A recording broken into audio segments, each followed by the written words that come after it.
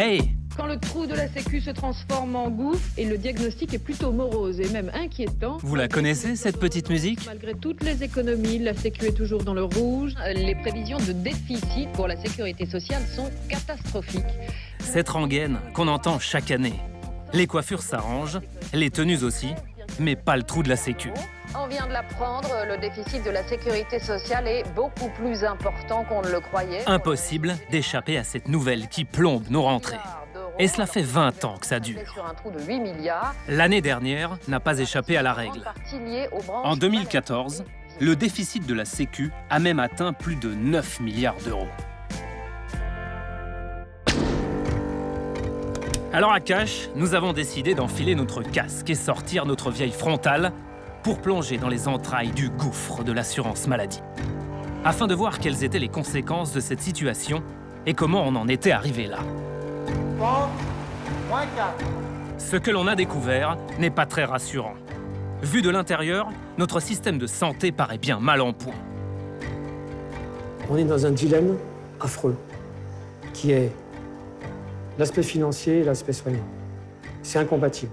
Pour combler leurs dettes, certains hôpitaux ont troqué le serment d'Hippocrate contre les lois du marché. Est-ce que les patients sont satisfaits de venir à l'hôpital? Oui ou non? S'ils ne sont pas satisfaits, ils prennent leurs jambes et ils vont se faire soigner ailleurs. On s'est rendu compte que dans certains établissements, on opérait des patients pour des raisons financières. Qu'est-ce que vous pensez de cette situation? Quelle est votre position par rapport à ça? Si cette situation existe, elle n'est pas acceptable.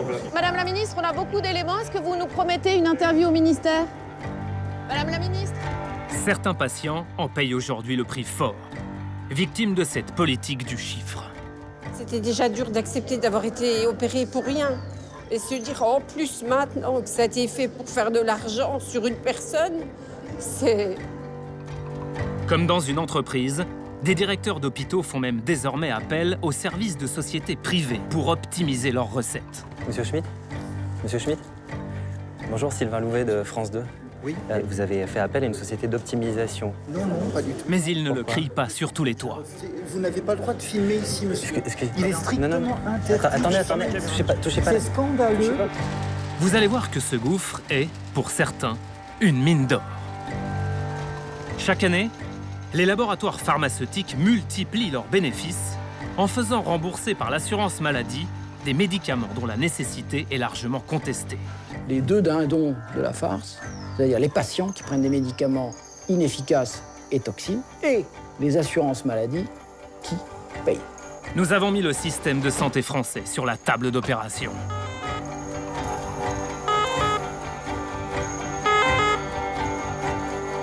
Nous avons sillonné la France pour tenter de savoir si cette course à la rentabilité ne faisait pas courir un risque aux patients. Et répondre à cette question. Pourquoi notre système de santé est-il aussi malade?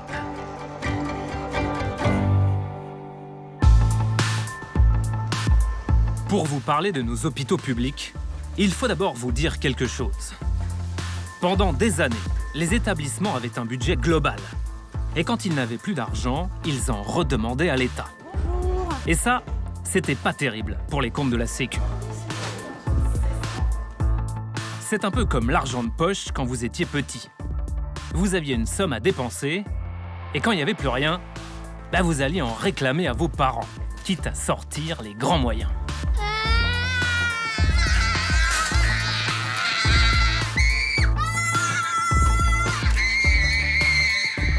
Et puis en 2007, tout a changé. Les établissements de santé ont été priés de surveiller leurs dépenses. Et le gouvernement a mis en place une nouvelle manière de financer les hôpitaux, la tarification à l'activité. Désormais, ils sont rémunérés en fonction des soins qu'ils réalisent. Ce système, ça ne vous rappelle rien? Nous, ça nous fait penser à un supermarché. À chaque passage en caisse, l'hôpital facture et la Sécu paye. En fonction des soins, le prix est différent. Ce n'est pas très clair? On vous l'explique autrement, en 3 exemples. Une césarienne prévue à l'avance, c'est 2 800 €. Un fémur à réparer, c'est 5 400 €. Une ablation de la prostate, c'est 6 000 €. Vous voyez l'idée? En fonction des actes médicaux, l'hôpital gagne plus ou moins d'argent. À l'époque, le gouvernement l'affirme, cette réforme, c'est la solution pour l'hôpital public et ses patients. La tarification à l'activité, c'est une tarification de justice qui met le patient, qui met le malade au cœur du projet de l'hôpital. C'est son besoin de soins qui déclenche la rémunération de l'établissement hospitalier. Mais 8 ans après la réforme, le déficit des hôpitaux est toujours là. Et la mesure destinée à faire des économies a aujourd'hui des conséquences tout autres. C'est ce que nous avons découvert en commençant cette enquête. Pour des raisons financières, les hôpitaux pratiqueraient des actes sur les patients qui ne sont pas nécessaires. Cela se murmure dans certains établissements, mais peu de soignants acceptent de briser le silence. La personne qui a décidé de franchir le pas travaille dans cet hôpital du sud de la France, à Martigues. Un établissement public en déficit depuis de nombreuses années. Elle est infirmière et travaille dans le service de réanimation, là où certains patients sont entre la vie et la mort. Pour la première fois, elle, qui n'appartient à aucun syndicat, accepte de témoigner. À condition de rester anonyme, elle va nous révéler que dans son unité, les choix financiers l'emportent parfois sur les décisions médicales. Concrètement, qu'est-ce qu'on vous demande de faire pour des raisons d'activité?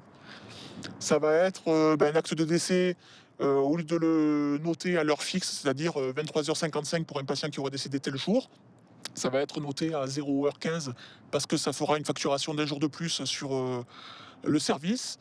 Donc un quart d'heure près, c'est 1 jour de plus de facturation.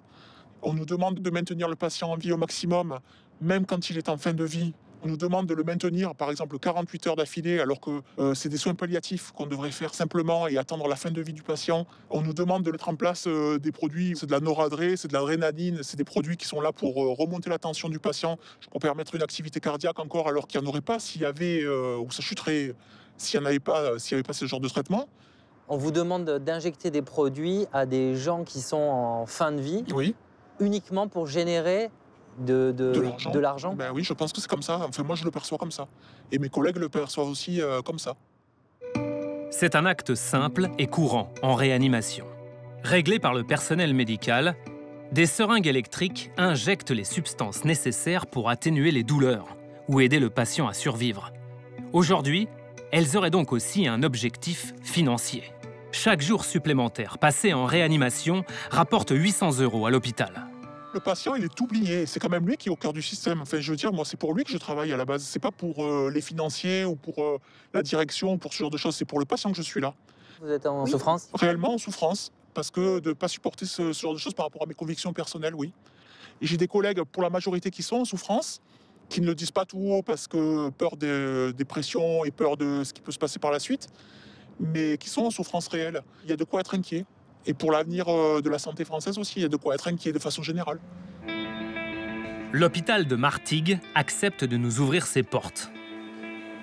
C'est ici, dans ce service de réanimation où travaille l'infirmière, que ces pratiques auraient lieu. À côté du lit des patients, les seringues électriques utilisées par le personnel médical. Le médecin en chef, c'est Patrick Courtin. Vous savez quand est-ce qu'il a annoncé le malade? Plus de 20 années de dévouement au service des malades dans cet hôpital. Vous vous laissez faire, monsieur. Patrick Courtin a un rôle stratégique dans l'établissement. Il définit la politique médicale avec la direction. Il a vu la situation budgétaire se dégrader avec les années. D'ailleurs, avant même que nous évoquions le témoignage de l'infirmière, ce chef de service va reconnaître que pour éviter le naufrage, il est parfois lui-même conduit à franchir la ligne rouge. Vous ne pensez pas que des fois, pour pouvoir produire de l'activité, on produit des actes inutiles? Bien sûr. Bien sûr. On peut, alors je dirais pas inutile, mais je préfère employer le terme des actes où on pourrait peut-être se passer. Voilà. C'est-à-dire que là, on n'hésite pas.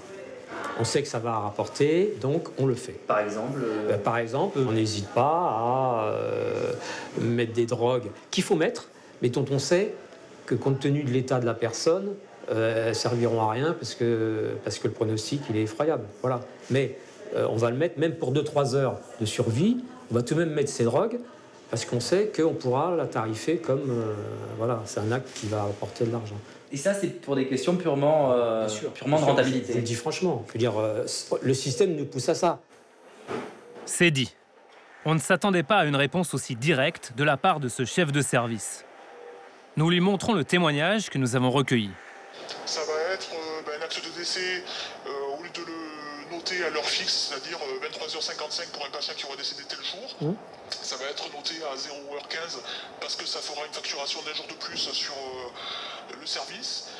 Le médecin a-t-il conscience de l'impact de ces pratiques sur les soignants? Et au final, je me rends compte que le patient est complètement oublié dans ce système-là. Ouais, on est en plein dedans. La finance a pris le pas sur le malade. Alors vous avez des gens comme ça qui n'acceptent pas. Moi non plus, j'accepte pas. Vous acceptez pas, mais vous faites quand même passer des consignes justement à ces soignants pour... Parce que ça serait encore pire qu'il n'y ait plus de réanimation ou qu'ils soient licenciés parce qu'il faut lui réduire les lits ou parce que, voilà. On est dans un dilemme affreux qui est l'aspect financier et l'aspect soignant. C'est incompatible. Au jour d'aujourd'hui, c'est incompatible. C'est un suicide si on ne fait pas ce qu'il faut pour essayer d'optimiser, on va dire, les choses comme ça, le plus possible, la financiarisation de nos actes.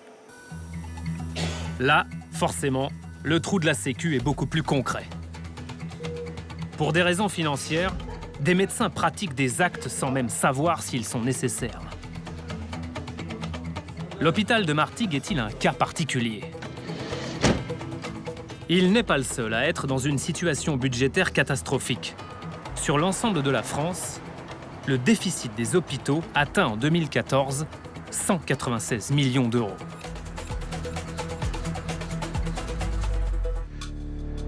Pour avoir une vue globale, il n'y a qu'une seule solution.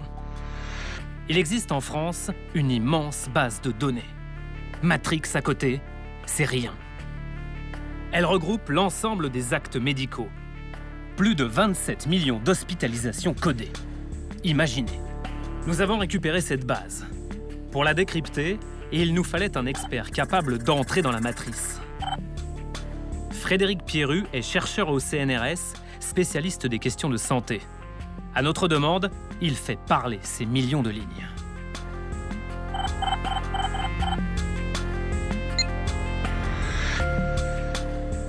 Vous avez là tous les actes en un an pratiqués dans les établissements hospitaliers français, voilà, quels qu'ils soient. Ça peut aller de la chirurgie très lourde, de la pose d'une prothèse de hanche, à quelque chose comme une appendicite, qui est quand même une activité beaucoup plus banale. Il compare les pratiques entre les différents hôpitaux publics et identifie ceux qui opèrent le plus. Résultat, ce soir, en avant-première, Cash vous présente le Hop 50. Le top 50 des hôpitaux accros au bistouri. Le premier acte, les petits clous, c'est l'opération de la prostate. Si l'on se fie aux recommandations de la Haute Autorité de Santé, il n'est pas conseillé d'enlever une prostate malade après 75 ans, car les risques sont trop importants. Pourtant, si l'on regarde les informations contenues dans la base, certains hôpitaux n'hésiteraient pas à le faire. À la première place du Hop 50, grand gagnant de 2013 dans la catégorie chirurgie de la prostate après 75 ans, le CHU de Limoges. On observe un taux d'opération après 75 ans de 50%. Et là, il y a quelque chose qui interpelle, parce que on voit bien qu'un patient sur deux, selon les recommandations de bonne pratique, en tout cas selon les règles de l'art, c'est 50% de trop. Donc soit ces établissements n'ont pas eu de chance, si j'ose dire, ou en tout cas il y a un biais de recrutement, comme on dit, c'est-à-dire que c'est des patients, vu le faible nombre de cas, qui avaient des cancers très avancés, et donc ça se justifie. Soit il y a un chirurgien qui a la main lourde. Vérifions. Nous contactons l'un des médecins du service urologie de l'hôpital de Limoges. Effectivement, effectivement, il y a une pression qui s'est exercée sur l'activité de l'hôpital du fait de la tarification à l'activité. On a tout à fait conscience maintenant qu'on travaille non plus au service du malade, mais au service de l'administration et pour rentabiliser l'hôpital. L'hôpital a besoin de revenus, les revenus ils viennent de la Sécu, et la Sécu elle paye quand les gens ils sont traités, opérés, etc. Et par ce système-là, si vous voulez, on est forcément poussé en avant pour travailler au max, quoi. Vous ne pensez pas que certains membres de votre équipe sont poussés à opérer des patients à la limite des indications, justement? Ah, je peux pas vous dire non. Je peux pas vous dire non. Elle savait que il y a des gens qui peuvent être opérés alors qu'ils pourraient très bien ne pas l'avoir été, quoi. C'est indéniable. Deuxième tube du HOP 50 des établissements publics, la chirurgie de l'obésité. Les chirurgiens peuvent proposer à leurs patients une réduction de la taille de l'estomac, par exemple la pose d'un anneau gastrique, pour réduire la sensation de faim. Cette opération n'est pas anodine. Elle doit idéalement se faire sur des patients ayant un indice de masse corporelle supérieur à 40. Pourtant, notre base de données révèle que certains hôpitaux n'hésitent pas à opérer des personnes ayant un indice de masse corporelle bien en dessous de 40. Il se hisse à la tête du HOP 50 dans la catégorie chirurgie de l'obésité, le centre hospitalier de Fourmies dans le Nord-Pas-de-Calais.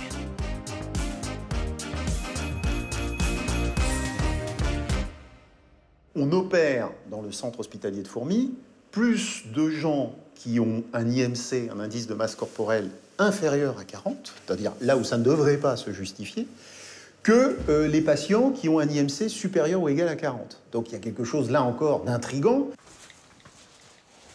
Le centre hospitalier de Fourmies aurait-il lui aussi cédé à cette politique du chiffre? Par téléphone, l'un des chirurgiens de l'hôpital nous l'affirme. On demande aux chirurgiens de poser plus d'anneaux qu'avant? Ouais. Ils nous disent toujours, bah, écoutez, nous, pour l'instant, on n'est pas très bien placé. Là, il y a une perte. Et donc, nous, en fait, notamment la chirurgie, il faut qu'on compense. Et qui vous dit ça? On commence avec les chefs de service et on finit avec les directeurs. C'est un peu l'optique que je dois faire plus pour gagner plus. Mais imaginez en chirurgie, si on n'opère pas, on n'apporte pas d'argent. Allez, salut les petits clous. C'est HOP 50, on aurait pu le faire sur d'autres opérations. Mais vous avez compris. Ces chiffres et ces témoignages semblent le démontrer, l'hôpital public aurait basculé dans une dangereuse course à la rentabilité. C'est ça la grande révolution de la tarification à l'activité, c'est-à-dire qu'elle abat le mur entre la médecine et l'argent. Et elle vise à manipuler les pratiques médicales, c'est-à-dire elle vise à les influencer par des incitations tarifaires. Voilà, il y a plusieurs grands perdants. Le grand perdant, d'abord, c'est l'assurance maladie, qui règle des prestations qui n'auraient pas dû avoir lieu. Bon, donc ça, premièrement. Et puis, les patients qui se voient infliger des actes qui n'auraient pas été forcément utiles sous un autre régime de financement. Face à cette découverte, nous voulons interroger la ministre de la Santé, Marisol Touraine, pour savoir ce qu'elle pense d'une telle situation et s'il ne faut pas agir vite. D'autant plus que quelques mois après son arrivée au ministère, Marisol Touraine a promis une grande réforme du financement des hôpitaux. À ceux qui veulent considérer l'hôpital public comme une entreprise, je veux dire qu'ils se trompent. La tarification hospitalière doit donc évoluer. Et je veux engager l'acte 3 de la tarification. Au vu de ce que nous avons découvert, nous pensions être les bienvenus au ministère. On a vite été déçus. On a multiplié les coups de fil. On a rencontré en off le directeur de cabinet de la ministre pour lui parler de nos témoignages. Rien à faire. Marisol Touraine ne veut pas répondre à nos questions. Pourquoi? Pas de justification. Alors, un beau matin de juillet, on décide de réveiller l'Académie de médecine. À l'intérieur, la ministre de la Santé intervient lors d'une conférence avec son homologue mexicaine. Bon, ce n'est pas fort à la mot, mais on ne peut quand même pas s'approcher trop près. On peut rentrer? Et on voulait se mettre au bord là-bas, là, ça c'est pas possible? En bas? Non. Vous êtes qui? Pardonnez-moi, hein, je vous pose la question, mais... Je suis le chef adjoint du cabinet. Ah, vous êtes le chef adjoint du cabinet, d'accord. Ok. Je suis de France 2. Et vous êtes? Télévision publique. Élise Lucet, France 2. Ça c'est fait, la ministre est prévenue de notre arrivée. On attend sagement la fin de la conférence.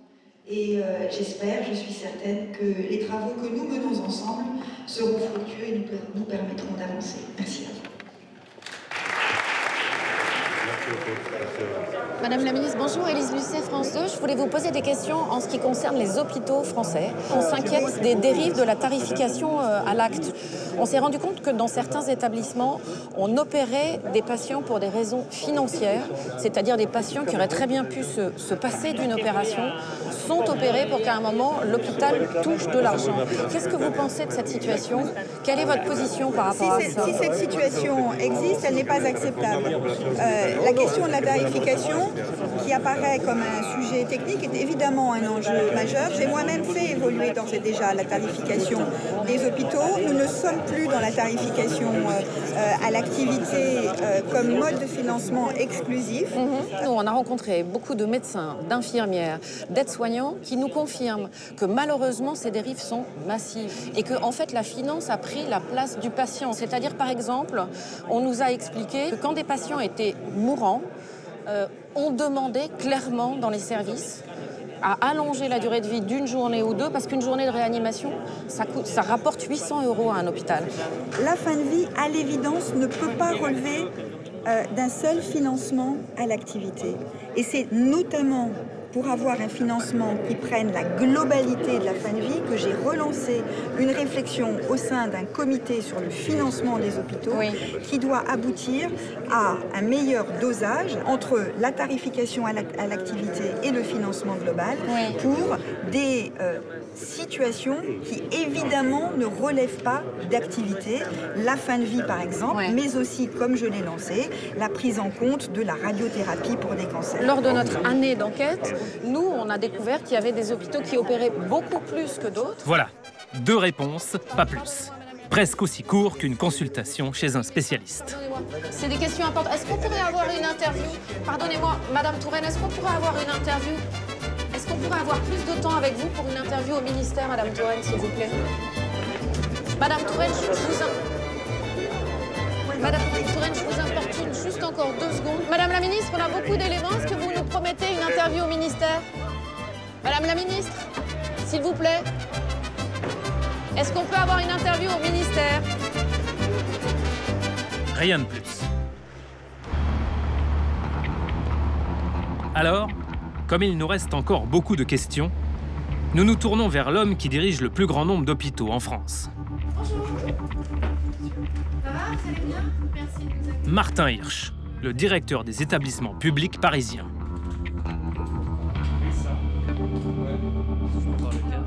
On s'est rendu compte que dans certains hôpitaux, aujourd'hui, on opère pour faire du chiffre, pour faire de l'argent. Dans les secteurs privés? Non, non, c'est privé, public, partout. C'est-à-dire qu'on réalise des opérations parce que ces opérations rapportent de l'argent à un moment.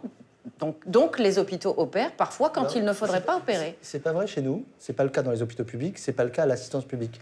Je pense pas que dans les hôpitaux, les patients qui viennent à la paix, on les attrape et on essaye de les soigner quand ils ont besoin de rien. Vraiment pas, et je pense que ça n'est pas la réalité. Je vais vous montrer un témoignage qui, pour le coup, nous a un peu surpris et qu'on a trouvé un peu fort. C'est le témoignage d'une infirmière. Ça se passe pas dans un hôpital de la PHP. Elle travaille dans un service de réanimation et voilà ce qui s'y passe. On regarde ensemble et après, vous me direz ce que vous en pensez. Concrètement, qu'est-ce qu'on vous demande de faire pour des raisons d'activité? On nous demande de mettre en place des produits, c'est de la noradré, c'est de l'adrénaline, c'est des produits qui sont là pour remonter la tension du patient, pour permettre une activité cardiaque encore, alors qu'il n'y en aurait pas s'il y avait, ou ça chuterait s'il n'y avait pas ce genre de traitement. On vous demande d'injecter des produits à des gens qui sont en fin de vie, uniquement pour générer de l'argent. Ben oui, je pense que c'est comme ça. Enfin, moi, je le perçois comme ça. Et mes collègues le perçoivent aussi comme ça. Si j'ai un conseil à donner, ce monsieur ou cette dame qui est en train de dire des choses qui sont totalement inacceptables, j'espère que c'est le conseil. Vous êtes d'accord, c'est inacceptable. J'espère que vous lui avez donné ce conseil-là, c'est d'aller à visage découvert, éventuellement avec un avocat, parce que c'est son devoir de faire son devoir, de témoigner pour que ça cesse là où il travaille ou là où elle travaille. Il se trouve que ce témoignage, il est d'une force et montrent des choses qui, si elles sont vraies, sont scandaleuses. Il y a, si c'est dans un hôpital public, il y a une obligation pour tous les fonctionnaires qui est, quand il y a quelque chose qui est condamnable pénalement, d'aller le déclarer, faire ce qu'on appelle le fameux article 40 qui conduit... Vous savez ce qu'on nous a dit, nous, lors de notre enquête, c'est que ces dérives dues à la tarification à l'activité, c'était la dérive d'un système et que c'est pas la dérive des médecins. C'est pas un chef de service tout seul, c'est un système de la tarification à l'activité qui fait qu'à un moment où on prodigue des soins qu'on n'a pas à prodiguer, où on fait une opération qu'on n'a pas à faire, où on maintient un patient mourant en vie parce que ça rapporte de l'argent. C'est ça ma question. Tel que c'est exprimé, c'est toujours difficile, mais tel que c'est exprimé, là, ça ressemble à vraiment une dérive, mais ça n'est pas le reflet de l'ensemble. Le problème, c'est qu'il suffit que les dérives se produisent de temps en temps pour aboutir à des situations catastrophiques. Car une opération chirurgicale, ce n'est jamais anodin. Dominique Guéry en a fait la douloureuse expérience. Il y a 3 ans, cette opticienne a été opérée à l'hôpital de Saint-Dié dans les Vosges. Elle a subi une ablation de l'utérus. Une opération a priori bénigne, mais qui a mal tourné. Aujourd'hui, à 60 ans, elle est totalement dépendante.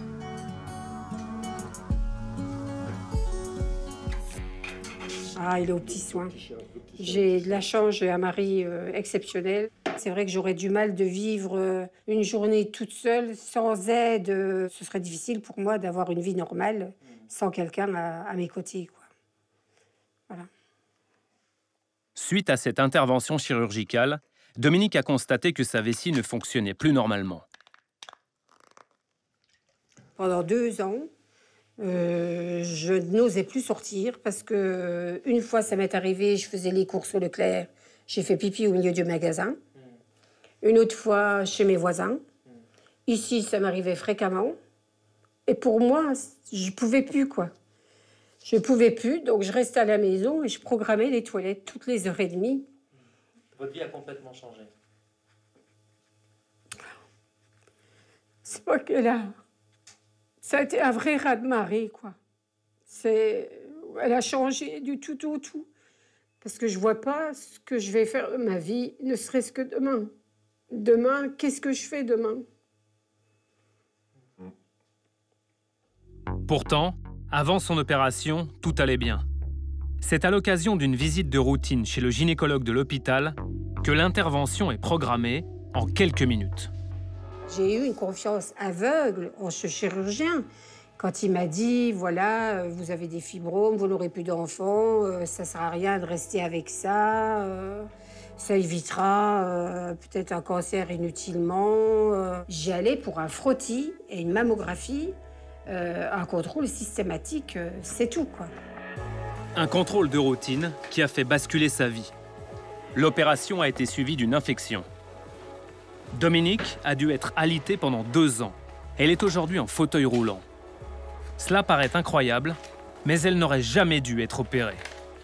La commission de conciliation des accidents médicaux qui s'est penchée sur son cas l'affirme. Suite à une expertise, celle-ci conclut qu'il n'y avait aucune indication à réaliser cette opération.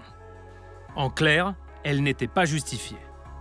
Et alors là, j'ai relu ça au moins, je ne sais pas combien de fois, en me disant, mais c'est... Enfin, j'arrivais pas à y croire, quoi. Et j'avais envie de hurler, quoi. Dominique est désormais persuadée que si elle a été opérée, c'est avant tout pour des raisons financières.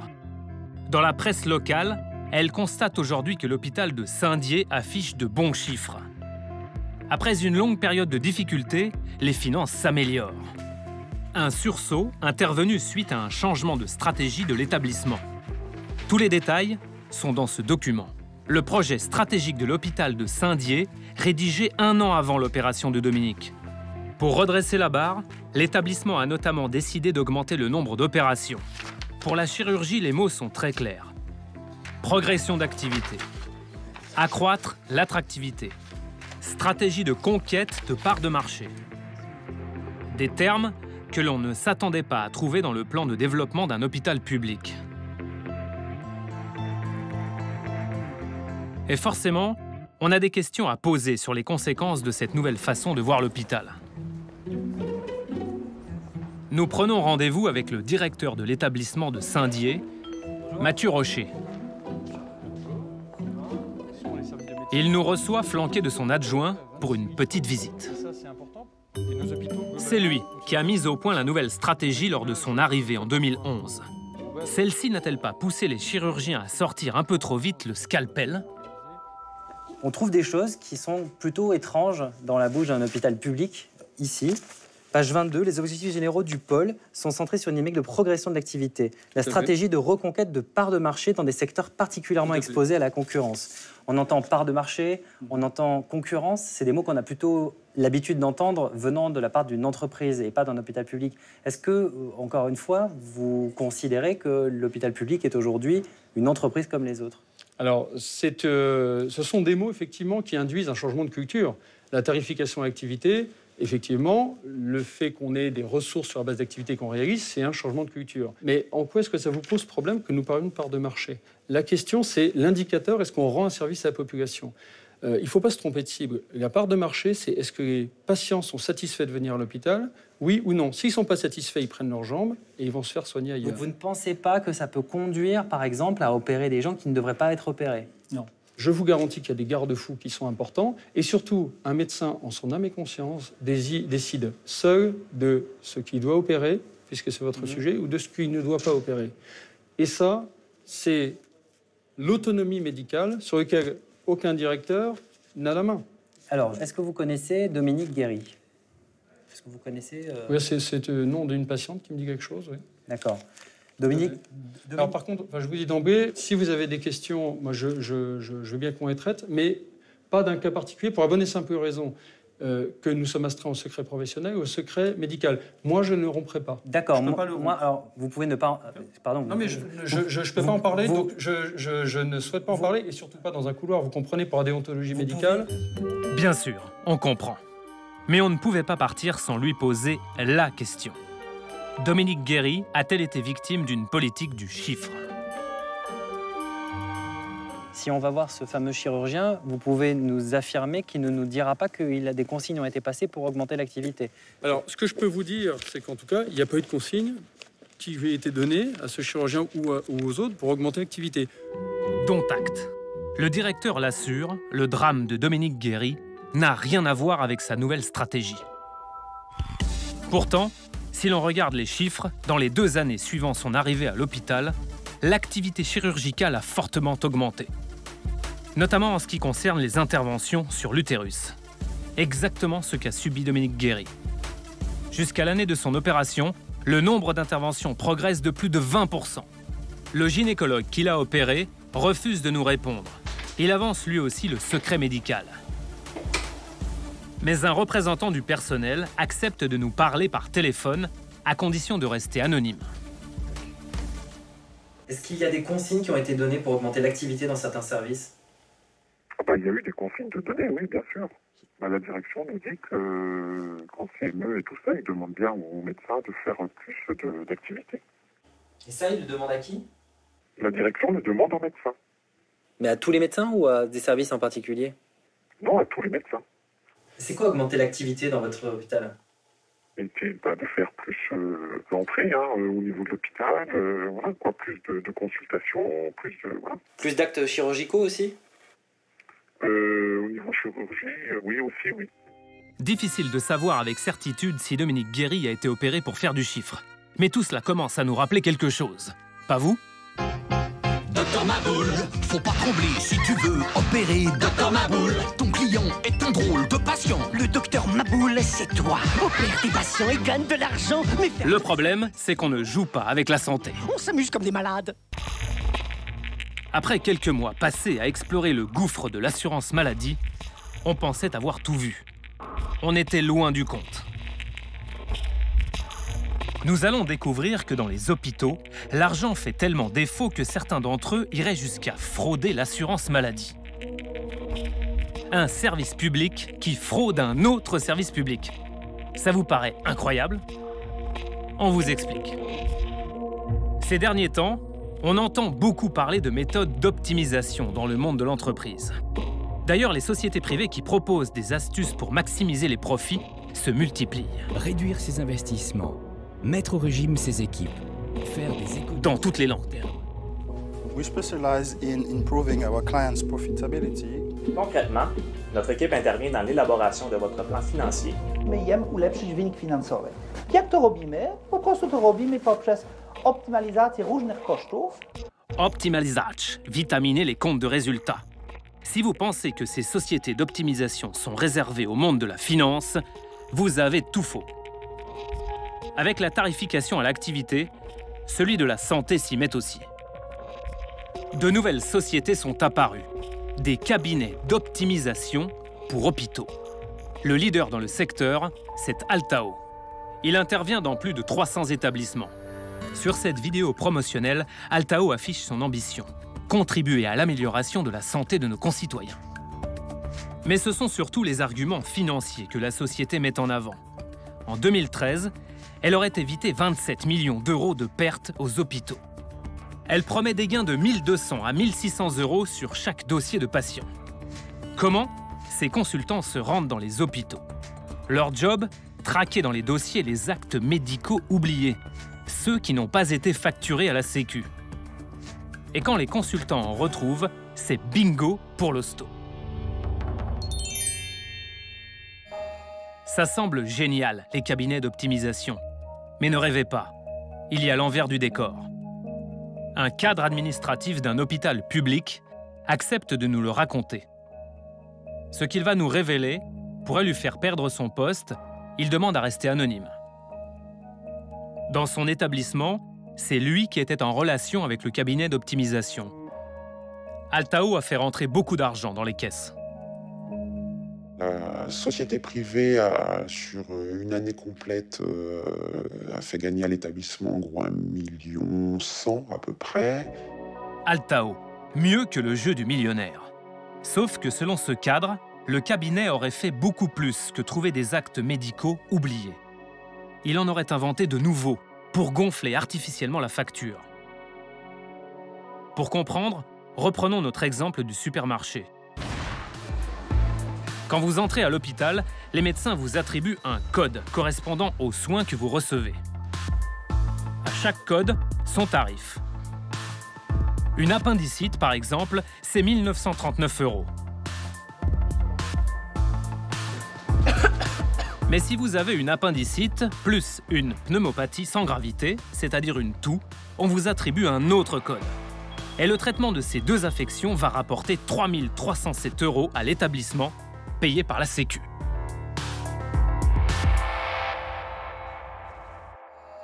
Pourtant, selon notre informateur, Altao aurait fait gagner beaucoup plus à l'hôpital.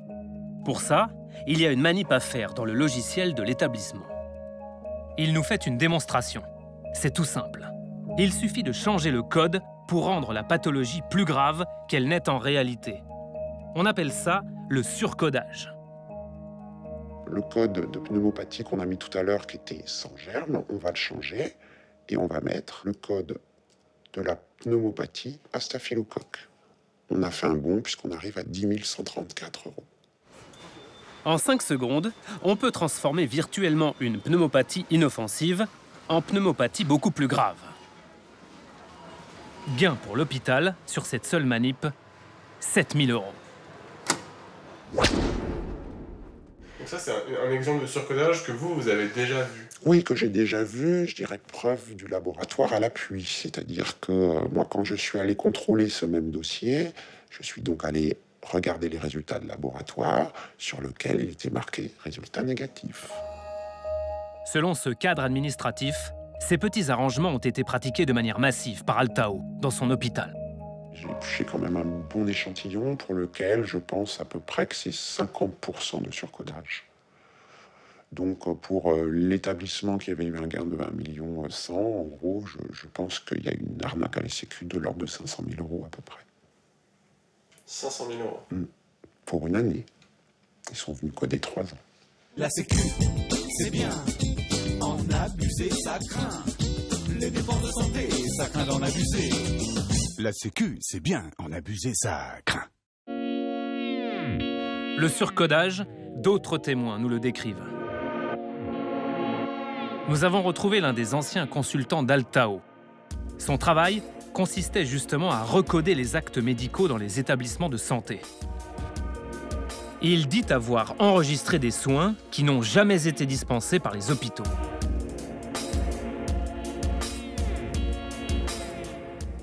Nous pouvions rajouter donc beaucoup de pathologies chroniques du type obésité, hypertension artérielle, épilepsie, alors qu'elles n'étaient pas prises en charge réellement par l'équipe de soins. Et donc on est d'accord, ça vous est arrivé vous-même de surcoder, quoi? Oui. Est-ce qu'il y a vraiment une pression au surcodage quand on est consultant pour une société d'optimisation? Alors, quand on est consultant, on a une double surpression. On a la pression de son propre employeur et également de l'établissement dans lequel on va. C'est-à-dire? Eh bien, c'est-à-dire qu'on nous attend comme le Messie pour faire augmenter les recettes. On imagine un peu mieux à quoi ressemble la visite d'un consultant d'Altao dans les services financiers d'un hôpital. Pour comprendre concrètement comment l'entreprise opère, nous sollicitons Altao. Mais elle refuse nos caméras. Il va donc falloir trouver une astuce. Nous apprenons que quelque part en France, 2 consultantes d'Altao interviennent dans un hôpital. Comme nous ne sommes pas les bienvenus, nous confions une caméra cachée à un médecin qui dénonce ces pratiques. Il sera nos yeux et nos oreilles. Le voici qui pénètre dans l'établissement. Dans l'un des bureaux de la direction, voici les 2 consultantes d'Altao.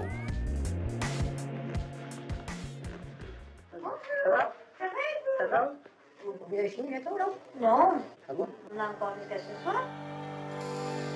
Elles sont en pleine séance de travail. À côté d'elles, à droite, sur un chariot, dans ces enveloppes les dossiers médicaux des patients soignés dans cet hôpital. Comme celui qu'elle saisit à cet instant, ils sont nominatifs et contiennent toutes les informations précises sur l'état de santé des malades. La consultante de la société privée les parcourt personnellement, les uns après les autres. Donc là, vous voyez quoi, 200 dossiers, 150 on en a combien? 180, un peu moins. Vous êtes là, vous faites au moins 15 heures par jour, là, non? Non. Vous allez vite quand même d'avoir ça en 2 jours, à 2, là. C'est une question d'habitude. Voilà, Mais je fais une lecture rapide. Si vous voulez, si on devait consacrer autant de temps sur un dossier, c'est pas rentable, hein. Impossible de savoir si cette consultante en profite pour gonfler artificiellement la note de la Sécu. En tout état de cause, ce que nous découvrons dans cette salle est illégal. En accédant au dossier des patients, alors qu'elle n'est pas médecin mais employée par une société privée, la consultante d'Altao viole le secret médical.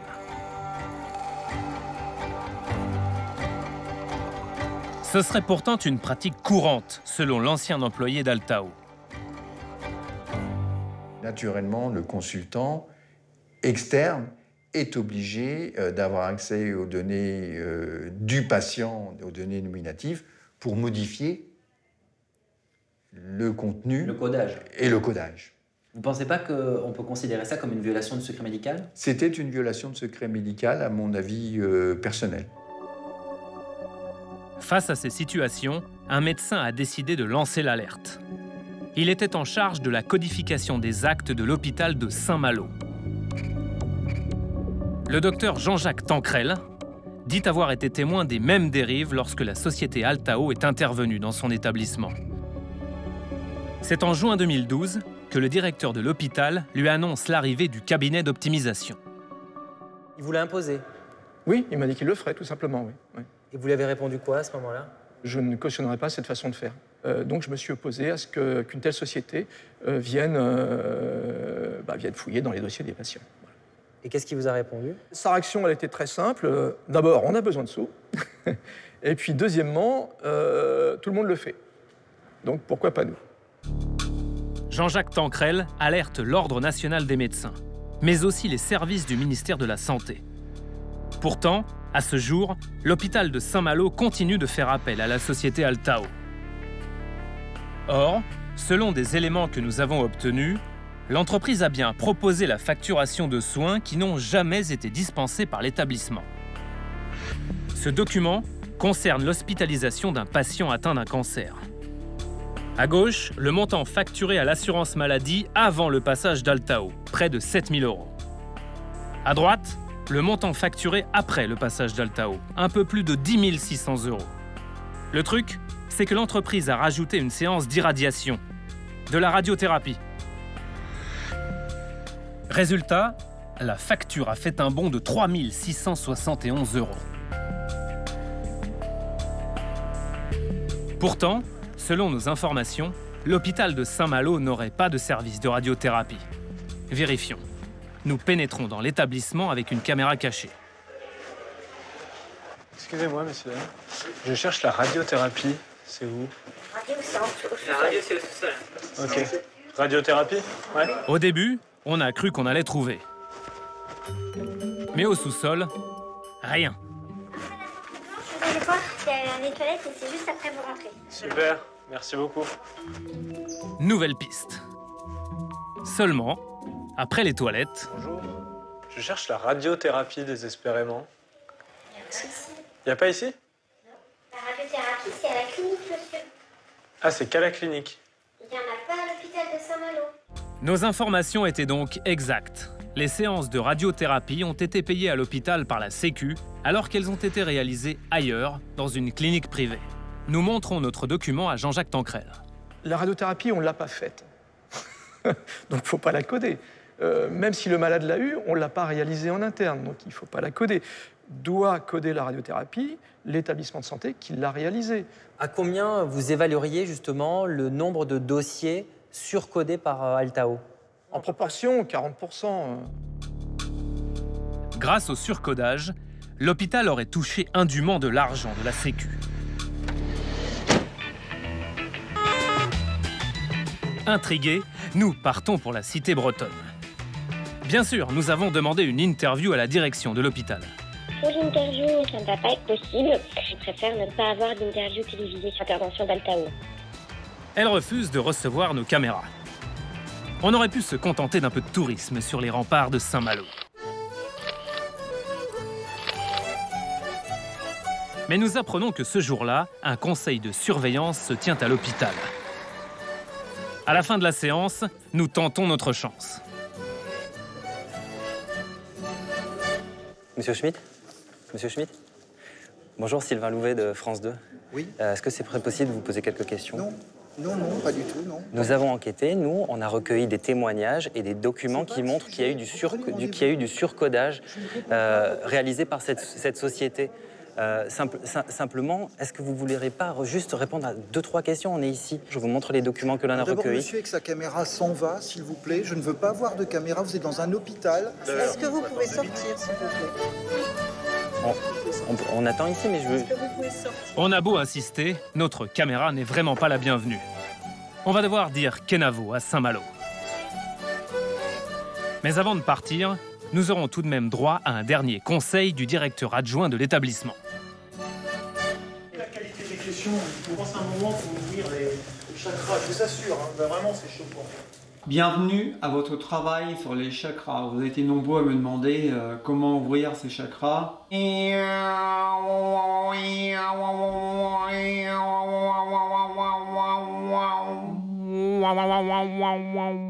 Quelques jours plus tard, bien détendus par nos séances de méditation, nous recevons un courrier de l'hôpital de Saint-Malo adressé à la présidence de France Télévisions. Le directeur réclame pour notre journaliste un conseil de discipline et des sanctions. Il affirme par ailleurs que l'établissement n'a rien à se reprocher puisque l'assurance maladie a accepté de payer tous les recodages proposés par Altao. C'est bien ce qui nous préoccupe. Selon ce cadre d'hôpital qui a travaillé avec Altao, si personne ne réagit, c'est que tout le monde se satisfait de cette situation. Tout le monde est au courant, les directeurs bien évidemment, les agences régionales bien évidemment, le ministère de la Santé forcément est au courant. Une agence régionale qui veut aider un établissement de santé parce qu'il est déficitaire, ben, il fait comment? Il lui suggère gentiment de faire appel à une boîte privée, donc un recodage des années antérieures, et comme ça, moi c'est ce que j'appelle une subvention déguisée. Sur ce sujet aussi, nous aurions aimé entendre Marisol Touraine, la ministre de la Santé. Mais une fois de plus, la porte du ministère est restée bien fermée. Alors on s'est tourné vers l'assurance maladie pour avoir des réponses sur les cas de surcodage à l'hôpital de Saint-Malo. Mais là encore, aucun commentaire. Quant à Altao, on a à nouveau laissé plusieurs messages à la direction. On aimerait vraiment avoir une interview avec vous. On a des éléments qui indiquent que votre société Altao ferait du surcodage, notamment à l'hôpital de Saint-Malo. Donc si vous pouviez rappeler l'équipe de Cache Investigation le plus rapidement possible, ce serait vraiment très gentil de votre part. Merci beaucoup, au revoir. Ils n'ont probablement pas enregistré notre numéro. Mais ils ont trouvé notre adresse. Et leur avocat nous a envoyé un courrier. Voici ce qu'il nous écrit. Le centre hospitalier de Saint-Malo restait libre d'apprécier la pertinence et l'opportunité de mettre en œuvre les préconisations de codage du prestataire.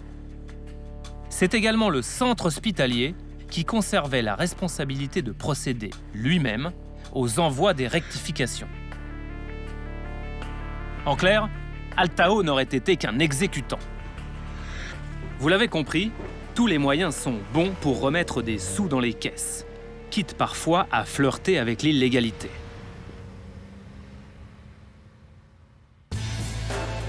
Pourtant, si l'argent de l'assurance maladie manque cruellement à nos hôpitaux, d'autres s'enrichissent avec cet argent. Ce sont les laboratoires pharmaceutiques. Pfizer, Merck, Sanofi, AstraZeneca. Ces labos font partie des entreprises les plus riches de la planète. Alors que la dette des hôpitaux a triplé en 15 ans, le chiffre d'affaires des firmes ne s'est jamais aussi bien porté. Dans le même temps, il a été multiplié par 2. Or, en s'enfonçant dans le gouffre de la sécurité sociale, nous avons finalement découvert une cavité plus surprenante que toutes les autres. Le Lascaux de l'assurance maladie. Ce trou est dû au remboursement des médicaments. Car la France est dans ce domaine la championne du monde, toute catégorie. Rendez-vous compte, chaque Français consomme une boîte de gélules par semaine.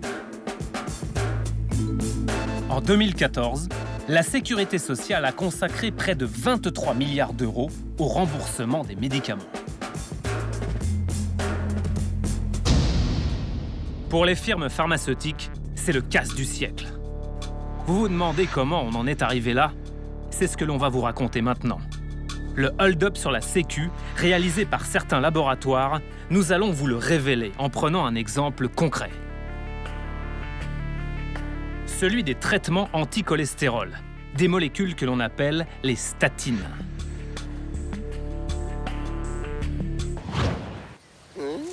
Le cholestérol, il connaît bien vos petites faiblesses. Le cholestérol, c'est cette vilaine graisse qui bouche les artères, surtout celle des grands acteurs français. J'ai du cholestérol. Il faut le réduire et c'est pas facile tous les jours. Eh oui, Jacques, c'est important, car à long terme, cela peut provoquer des infarctus et faire capoter un dîner en amoureux.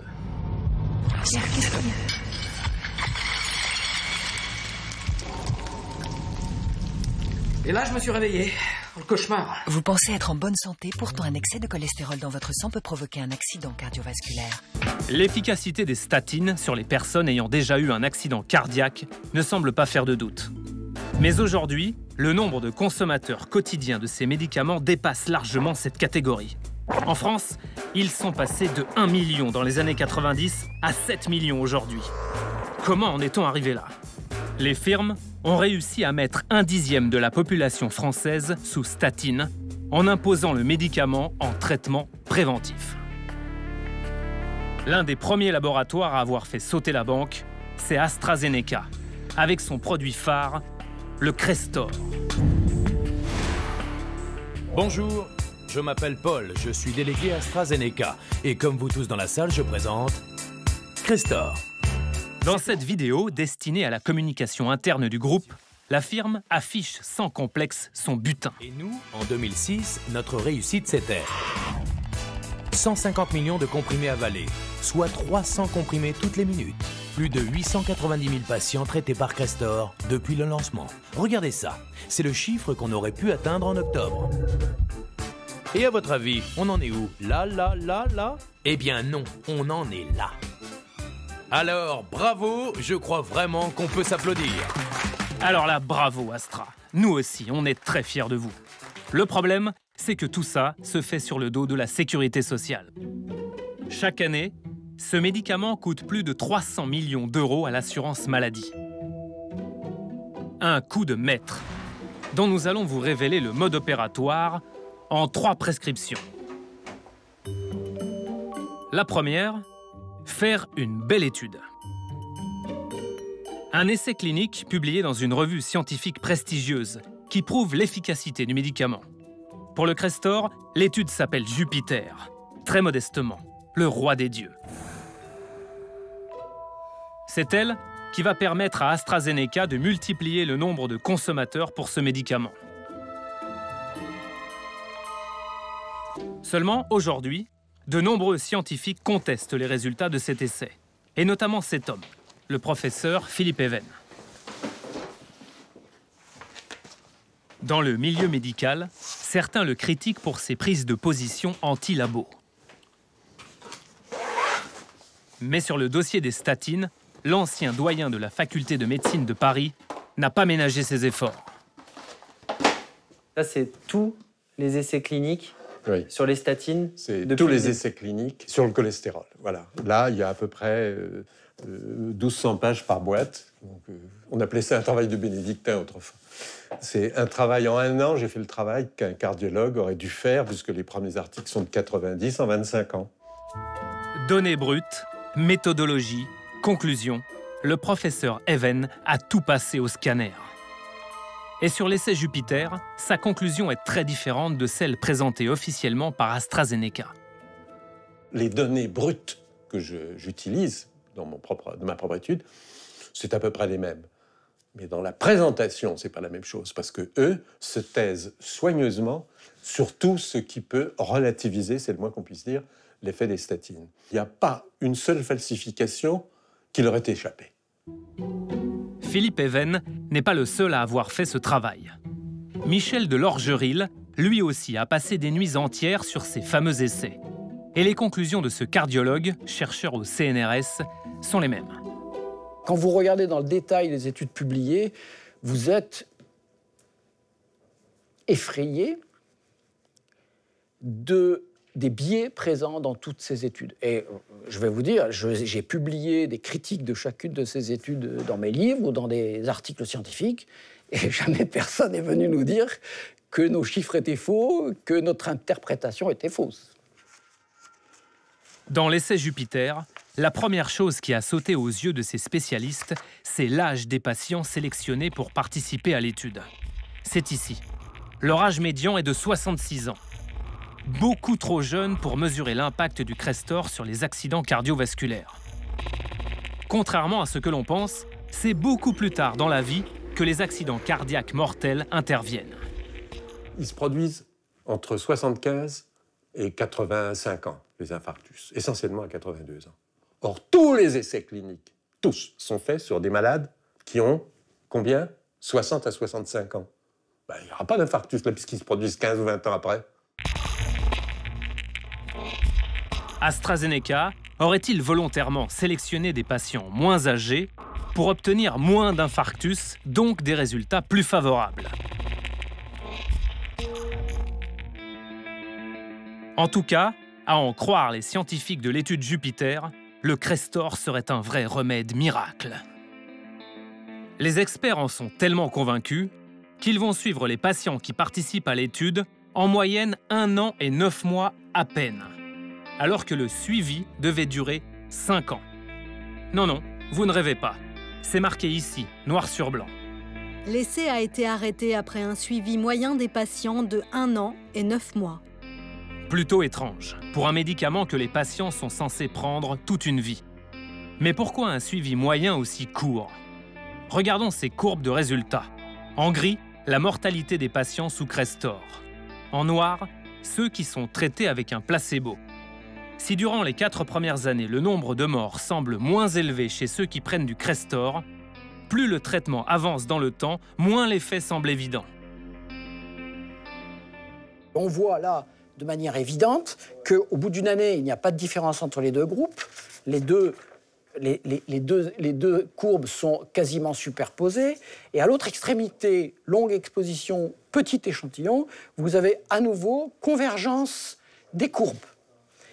Et donc, pas de différence significative probablement à ce niveau-là aussi. Et donc la première chose que vous vous dites, il ne faut surtout pas arrêter l'étude, il faut la continuer pour avoir plus de données et savoir qu'est-ce qui se passe avec une durée d'exposition plus longue et un échantillon plus long. C'est évidemment ce qu'ils ont évité de faire. Ils ont arrêté, à mon avis, dans la précipitation parce qu'ils ont senti que les choses commençaient à mal tourner. Vous n'êtes pas sûr d'avoir bien compris? On va vous l'expliquer autrement. Prenons une course de chevaux. Imaginez que le jockey en violet, là, représente le groupe de patients sous Crestor, et celui en gris, le groupe sous placebo. Imaginez que dans un premier temps, le cheval Crestor fasse la course en tête. Et bim! On arrête l'étude. Eh bien évidemment, qui c'est qui gagne? C'est le Crestor. Sauf que si on poursuit l'étude, pas sûr que le résultat soit le même. Cet arrêt prématuré n'a pas échappé à certains experts de la FDA, le gendarme américain du médicament. Dans ce rapport, il note d'ailleurs que sur la fin, le resserrement des courbes pose question quant à l'efficacité à long terme du Crestor. Les bénéfices sur la mortalité du Crestor par rapport au placebo ne sont pas clairement établis. Les Américains ont dit, mais attendez, là, c'est une erreur manifeste, c'est une falsification scientifique d'arrêter l'étude à ce moment-là. Il faut dire que pour convaincre la FDA, l'un des auteurs de Jupiter a procédé à un petit tour de passe-passe. Dans une nouvelle publication, il a tout simplement coupé la fin de la courbe qui remettait un peu en cause l'efficacité des statines. Et hop, comme par magie, le Crestor devient alors super efficace, même sur le long terme. Là où il n'y avait pas d'effet, il y a un effet maintenant. Mais qu'est-ce qui s'est passé? Mais enfin, qu'est-ce qui s'est passé? Comment est-ce possible? Pas de réponse, jamais de réponse. Il s'est passé que... On dit, ça marche pas, ça. Allez, hop, c'est comme ça que ça marche, pas autrement. C'est une vraie falsification et c'est une tentative honteuse de tromper les médecins. Ça, c'est très grave, parce que si ils sont capables, d'une part, de manipuler les courbes, deuxièmement, d'arrêter prématurément une étude, ce qu'ils n'auraient jamais dû faire, il n'y a aucune bonne excuse pour ça. Vous avez à l'évidence affaire soit à des idiots qui font n'importe quoi, soit à des gens qui savent très bien ce qu'ils font et qui cyniquement falsifient les données scientifiques. L'étude Jupiter, c'est un peu comme un relooking. Vous mettez en valeur les atouts. Vous rendez les courbes plus harmonieuses. Et vous effacez les petites imperfections pour être sûr de séduire.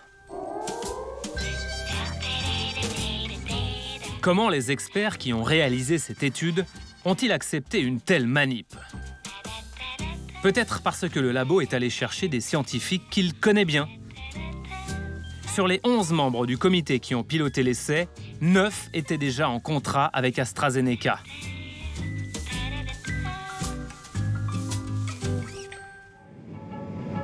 Pour les interroger, nous partons aux États-Unis.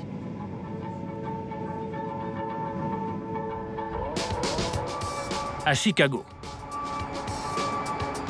Là où chaque année a lieu le plus grand congrès de cardiologie au monde.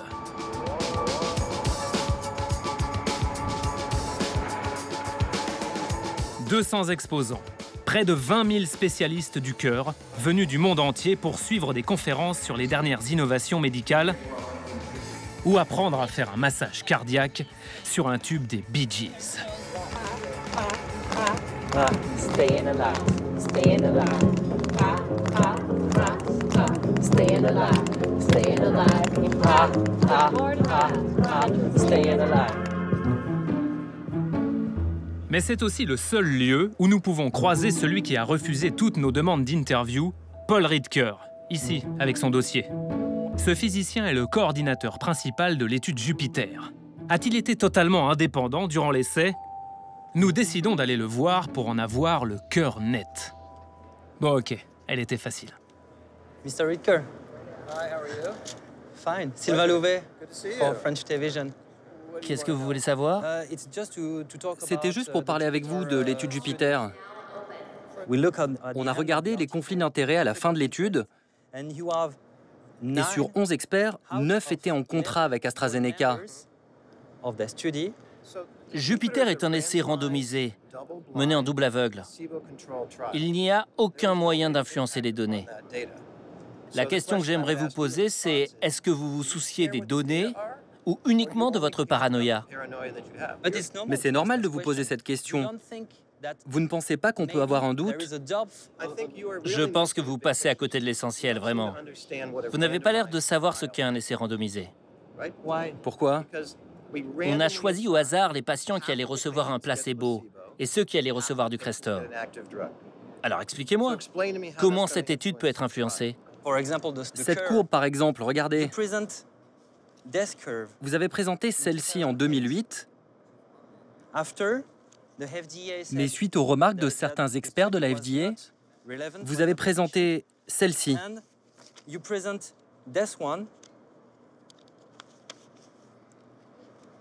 C'est un peu différent, non? Allez-y, dites-moi où est la différence. Bah ici. Là, ça converge et là, ça diverge. C'est vraiment pas le problème. La question, c'est est-ce que moins de patients ont des attaques cardiaques avec le Crestor? Oui. Si vous voulez interpréter les données, vous êtes libre de le faire.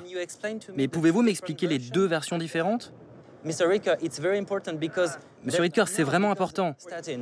C'est terminé. Pourquoi avez-vous arrêté l'étude Jupiter? Éteignez la caméra et je vous parle.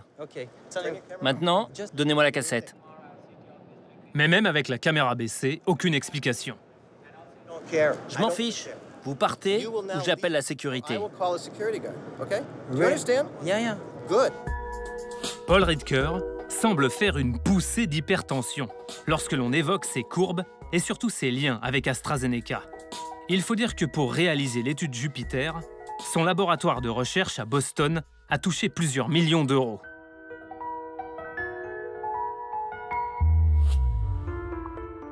À l'en croire, AstraZeneca n'aurait en rien influencé l'essai Jupiter. C'est pourtant la firme elle-même qui a collecté et fourni toutes les données à l'expert. C'est écrit dans l'étude Jupiter. L'essai a été financé par AstraZeneca. L'entreprise a supervisé et collecté les données dans chaque centre d'études. AstraZeneca a déboursé plus de 200 millions d'euros pour cet essai. Et ça valait le coup. Grâce à lui, la firme va maintenant pouvoir affirmer que le Crestor est aussi efficace en traitement préventif pour des patients qui ont un peu trop de cholestérol. Comme dans cette pub, où chacun se promène avec son taux de cholestérol dans le sang. Un marché potentiel gigantesque s'ouvre alors au laboratoire. À condition de franchir une étape, le médicament doit obtenir l'autorisation d'être utilisé en traitement préventif.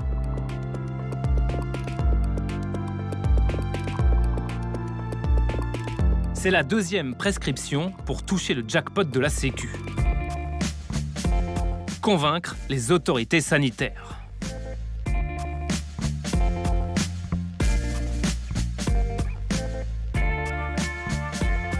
En France, l'organe chargé de délivrer cette autorisation, c'est l'ANSM, l'Agence nationale de sécurité du médicament. L'ANSM, c'est un peu l'Académie française des comprimés.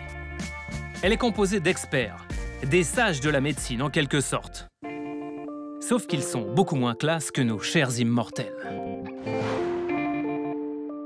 Ce sont eux qui autorisent la mise sur le marché de médicaments que nous trouvons dans nos pharmacies.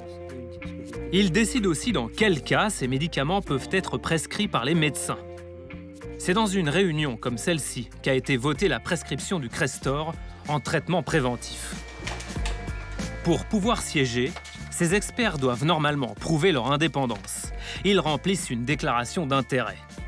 Un document dans lequel ils notent tous les liens financiers qu'ils ont avec les laboratoires. Or, en épluchant les déclarations des experts qui ont voté sur le Crestor, nous avons découvert que sur 37, seuls 6 d'entre eux n'avaient jamais travaillé avec des laboratoires pharmaceutiques. Mais encore plus surprenant, 10 avaient été en contrat avec AstraZeneca. La firme avait peu de chances de rater son coup. D'autant que parmi ces scientifiques payés par AstraZeneca se trouve l'un des plus influents, Jean-François Bergmann, le vice-président d'alors de la commission. Dans sa déclaration d'intérêt, on peut voir que depuis plus de 20 ans, il est très ami avec les labos. Il a travaillé pour Bayer, GSK, Sanofi et bien sûr AstraZeneca. Aujourd'hui, Jean-François Bergmann a quitté la NSM. Nous voulons savoir s'il s'est posé un cas de conscience au moment du vote. Bonjour monsieur. Bonjour. Enchanté. Ok, clap, interview, monsieur Bergmann. Première.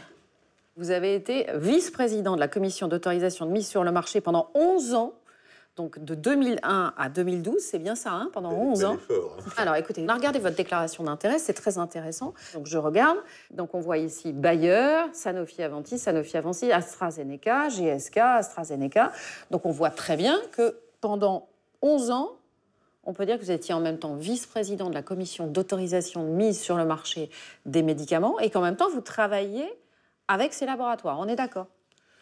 C'est pas moi qui fais les lois. Moi, on est venu me chercher. C'était de la décision de l'AMM de prendre dans son sein des membres qui avaient des liens d'intérêt. Quand je lis sur votre déclaration d'intérêt, rémunération personnelle en conseil en développement de la part d'AstraZeneca. Précisément, rémunération personnelle de combien? Pourquoi? Pour du conseil en développement, donc ça on le lit. Est-ce que vous pouvez nous éclairer là-dessus? Nous dire combien AstraZeneca vous a payé pendant des années alors que vous étiez vice-président de la commission d'autorisation de mise sur le marché? Alors, je ne peux pas vous faire la somme comme ça. Les tarifs qui ont été ceux, d'ailleurs, qui ont été validés par la Cour des comptes sont de l'ordre maximum de 250 € de l'heure. D'accord, donc sur l'année, ça fait en gros combien? Par exemple, pour AstraZeneca, pour les rémunérations personnelles qui sont inscrites, en gros, vous diriez combien par an? Je pense qu'à la fin de l'année, AstraZeneca, ça devait être quelques milliers d'euros. D'accord, c'est pas quelques dizaines de milliers d'euros? Je ne pense pas, non. Si vous voulez tout savoir, je gagne 10 000 € par mois, 5 000 € de la fac, 5 000 € de l'hôpital. C'est mon salaire hospitalo-universitaire de professeur des universités. Et probablement que l'ensemble des revenus de ces périodes-là représentaient un peu moins du quart. Un quart de son salaire, si l'on en croit Jean-François Bergmann. Cela fait 30 000 € par an. Le hic, c'est qu'au moment où il a voté pour le Crestor, il touchait des revenus d'AstraZeneca. Mai 2010, par exemple, la commission elle se réunit pour une extension de la mise sur le marché du Crestor. Donc c'est bien une extension de la mise sur le marché d'un blockbuster de AstraZeneca, le Crestor.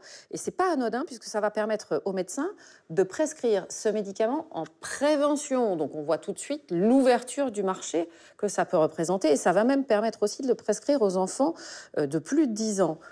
Vous y étiez, vous, à cette réunion? J'ai jamais travaillé sur Crestor avec AstraZeneca. Non, mais c'est pas ça ma question, c'est est-ce que vous étiez, en tant que vice-président de la commission d'autorisation de mise sur le marché, à cette réunion? Vous faisiez quoi, vous, le 10 mai Si je regarde dans mes agendas, je vais peut-être retrouver. Bon, comme on est consciencieux, on a vérifié. Voilà ce que l'on faisait le 10 mai 2010. Madame, monsieur, bonjour. Bienvenue dans votre édition du 13h. Dans ce journal, nous reviendrons d'abord sur l'accord historique de l'Union européenne. Vous y étiez à cette réunion, on regarde, voilà, ici, c'est votre nom, vous étiez bien présent. Là, il y a la petite croix pour dire présent. Et ce qui est intéressant, c'est de voir que, et là on lit, les dossiers ont été approuvés à l'unanimité des membres présents sans modification.